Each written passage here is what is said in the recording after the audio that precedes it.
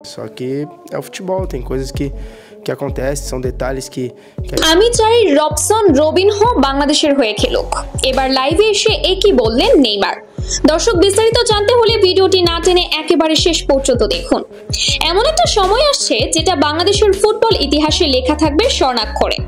একজন ব্রাজিলিয়ান তারকা যিনি বসুন্ধরা কিংসের হয়ে মাঠ কাঁপিয়েছেন, এখন কি জাতীয় দলের হয়ে মাঠে নামবেন? হ্যাঁ, আমরা কথা বলছি রবসন রবিনহোকে নিয়ে। 2020-21 মৌসুমে বাংলাদেশে পা রাখেন রবসন রবিনহো। বসুন্ধরা কিংসের হয়ে একের পর এক ম্যাচে তার পারফরমেন্স দেখে অনেকেই বলেছিলেন এই ফুটবলার যেন বাংলাদেশে খেলার জন্যই তৈরি। তিনি শুধু গোল করেননি, তিনি ছিলেন দলের প্রাণভ্রমরা। মাঠে তার উপস্থিতি মানেই বিপক্ষ দলের জন্য ভয়ঙ্কর সতর্কতা। এই সিজনে যদিও তিনি বসুন্ধরার হয়ে খেলছেন না, তবুও তার নামটা এখনো ফুটবল প্রেমীদের মুখে মুখে। আর এবার সেই রবিনহোকেই বাংলাদেশ জাতীয় দলে দেখা যেতে পারে।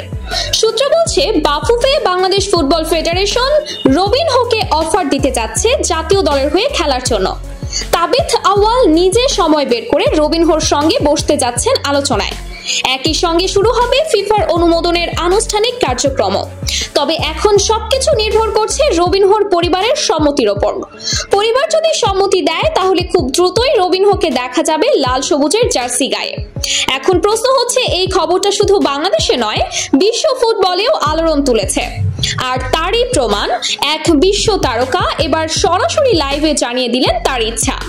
নেইমার জুনিয়র বলেন, বাংলাদেশ আমার প্রিয় দল, আমি বাংলাদেশকে অনেক ভালোবাসি। আর রবসন তো অসাধারণ একজন খেলোয়াড়।